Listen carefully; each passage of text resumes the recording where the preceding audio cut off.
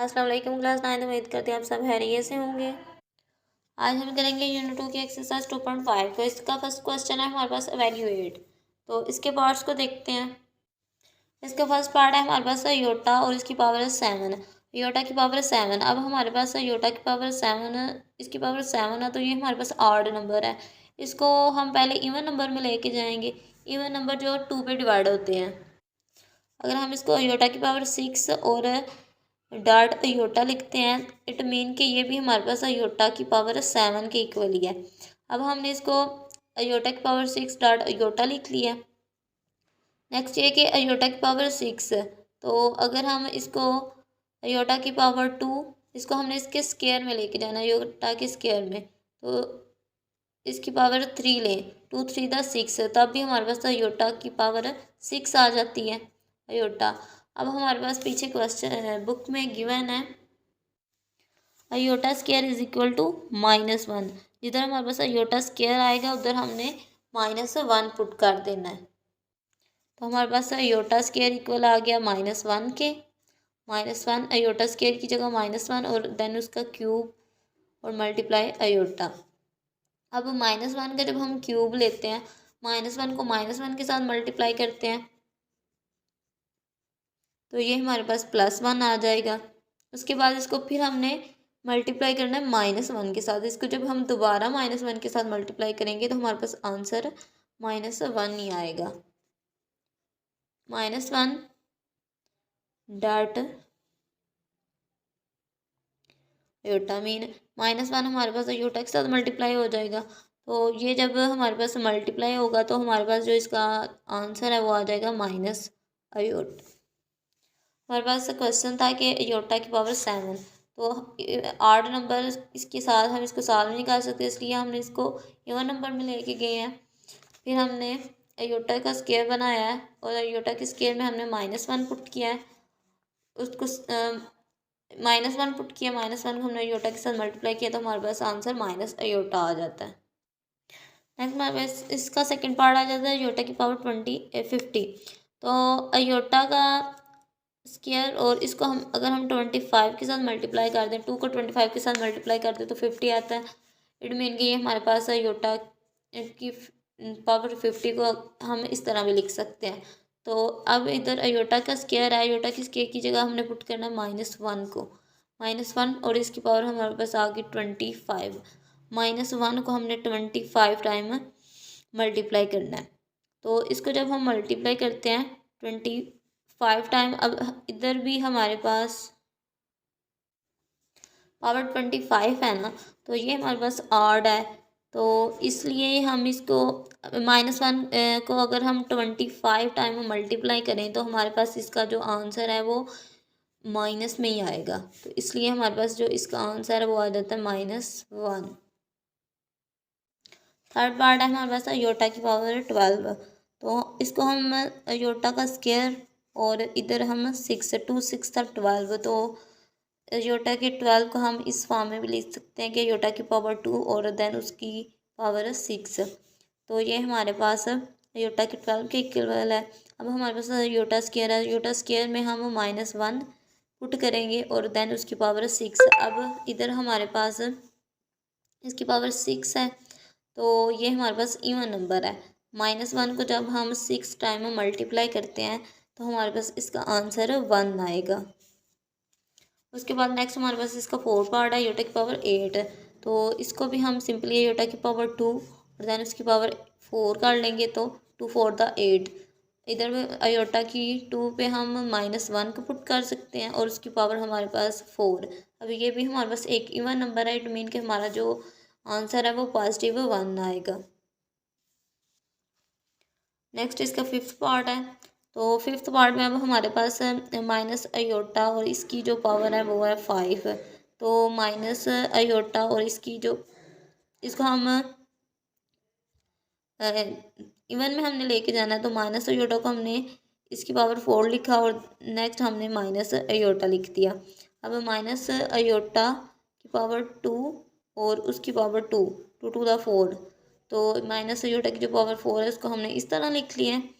Next हमारे पास इसका जो माइनस अयोटा आ रहा है, तो अब माइनस अयोटा इसके पावर हमारे पास 8 थी, इसको हमने इवन नंबर में लेके गए हैं। इसकी पावर 4 और हमने माइनस अयोटा साथ लिख लिया। नेक्स्ट माइनस अयोटा की पावर 4 है, तो इसको हमने 2 मल्टीप्लाई बाई 2 लिख लिया। अब माइनस स्केयर बनाया अयोटा का, माइनस अयोटा स्केयर की जगह हमने -1 को पुट कर किया, तो उसका स्केयर हमारे पास आता है 1। तो 1 को हमने माइनस अयोटा के साथ मल्टीप्लाई किया, तो हमारे पास आंसर आ जाता है माइनस अयोटा।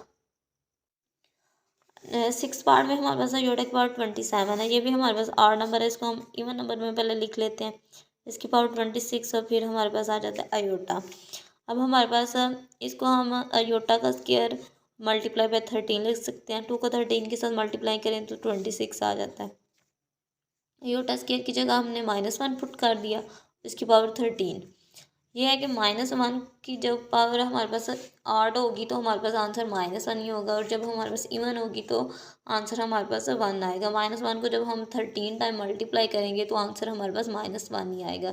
इसको मल्टीप्लाई करना है हमने अयोटा के साथ, तो जिससे हमारे पास जो आंसर है वो आ जाएगा माइनस अयोटा। हमारा क्वेश्चन 1 कंप्लीट हो जाता है। नेक्स्ट सेकंड क्वेश्चन है, write the conjugate of the following numbers. Book में हमारे पास एक डेफिनेशन है कम्प्लेक्स नंबर की। A number of the form a plus B iota where a and b are real numbers and iota is equal square root -1 is called a complex number and it is represented by z is equal a plus iota b। वो कहते हैं कि हमारे पास a plus B aorta के form में number हूँ, इसमें हमारे पास a और b जो है रियल नंबर हूँ और iota is equal square root -1 के, तो ये हमारे पास कम्प्लेक्स नंबर है। इसको हम z से शो करते हैं, z is equal a plus iota b। इस फॉर्म में अगर हमारे पास नंबर हों तो वो हमारे पास कम्प्लेक्स नंबर आते हैं। इट मीन कि हमारे पास a प्लस बी अयोटा है, तो इसको हम 2 + 3 अयोटा लिख सकते हैं कि a और b हमारे पास रियल नंबर होना चाहिए और b के साथ हमारे पास अयोटा होना चाहिए। नेक्स्ट हमारे पास है conjugate of a complex number. If we change iota to minus iota in z is equal a plus b iota, we obtain another complex number a minus b iota called the complex conjugate of the z and it is denoted by z bar। कहते हैं कि अगर हम aorta को minus iota में change कर दें कि हमारे पास जो कम्प्लेक्स नंबर था a प्लस बी अयोटा, उसको हम जब उसका कॉन्जुगेट लेते हैं तो हमारे पास a माइनस बी अयोटा आएगी कि अयोटा के साथ वाली जो हमारे पास साइन है ना वो चेंज हो जाएगा, और जब उसको चेंज करेंगे तो हमारे पास जो कम्प्लेक्स नंबर z है जब उसका कॉन्जुगेट लेंगे तो हम उसके ऊपर z बार शो करेंगे, तो इसको हम z बार पढ़ते हैं। हमारे पास इसका फर्स्ट पार्ट है 2 + 3 अयोटा, तो सबसे पहले हम इसको z के इक्वल लिख लेते हैं, z is equal 2 + 3 iota. Next ये है कि हमने इसका कॉन्जुगेट फाइंड करना है, तो कॉन्जुगेट फाइंड करने के लिए हमारे पास जो z है उसके ऊपर बार, उसके बाद हमारे पास जो वैल्यू दी की है अयोटा के साथ जो हमारे पास वैल्यू है, इधर प्लस है तो इसको हमने चेंज करके माइनस कर देना है।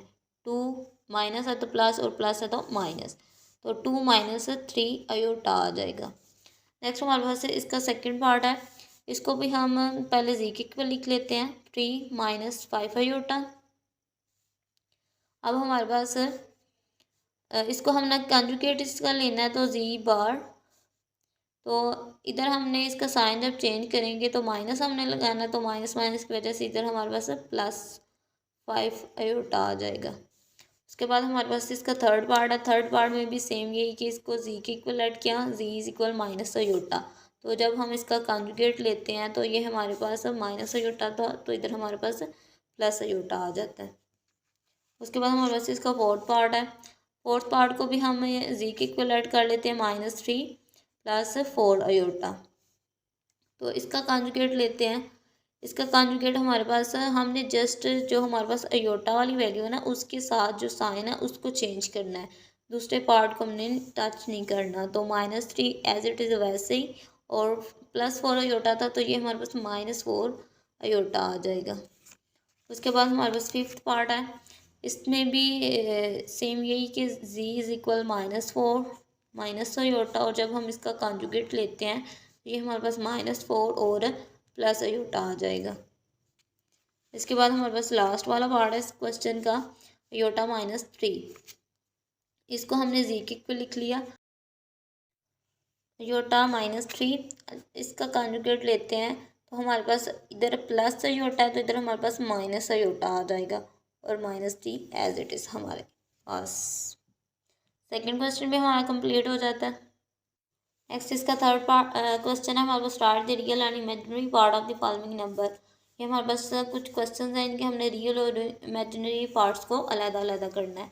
तो इसमें हमारे पास जो ये वाली वैल्यूज़ होंगी ये हमारे पास रियल वैल्यूज़ होंगी, और जो हमारे पास अयोटा के साथ वैल्यू होंगी वो हमारे पास इमेजिनरी वैल्यूज़ होंगी।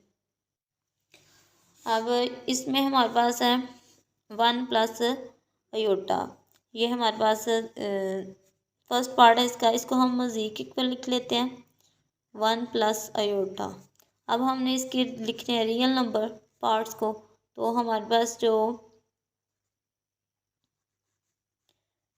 रियल पार्ट इसका ये है 1। जो फर्स्ट वाला जो अयोटा के बगैर वो हमारे पास रियल, और जो अयोटा के साथ वो हमारे पास इमेजिनरी पार्ट आएगा। तो रियल पार्ट इसमें हमारे पास 1 है, इसके बाद हमारे पास इमेजिनरी पार्ट आ जाता है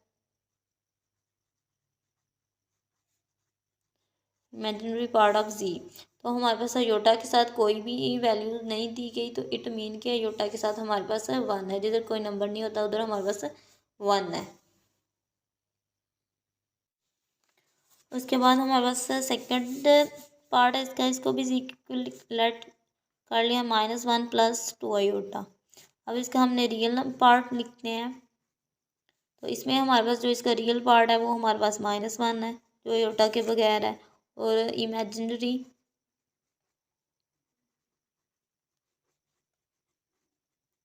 पार्ट में हमारे पास अयोटा के साथ 2 है, तो इट मीन इसमें हमारा जो इमेजिनरी पार्ट है वो 2 आ जाता है। थर्ड पार्ट है नेक्स्ट, थर्ड पार्ट में हमारे पास हम इसको z is equal -3 iota plus 2 लिखते हैं। उसके बाद हमने इसका लिखना है रियल नंबर, रियल पार्ट। तो रियल नंबर इसमें हमारे पास वो होता है कि जो हमारे पास अयोटा के बगैर है, इधर हमारे पास अयोटा के बगैर इधर 2 है, तो ये हमारे पास 2 आ जाएगा। और इमेजिनरी पार्ट में हमारे पास माइनस अयोटा के साथ हमारे पास -3 है, तो इधर हमारे पास -3 आ जाएगा। उसके बाद हमारे पास इसका फोर्थ पार्ट है, फोर्थ को भी हम z इज इक्वल -2 अयोटा लिखते हैं, और इसका जो रियल पार्ट है वो हमारे पास आ जाएगा ये -2 जो अयोटा के बगैर है। उसके बाद हमारे पास इमेजिनरी पार्ट आ जाता है इसका, तो इमेजिनरी पार्ट में भी हमारे पास अयोटा के साथ -2 गिवन है, तो ये हमारे पास आ जाएगा -2।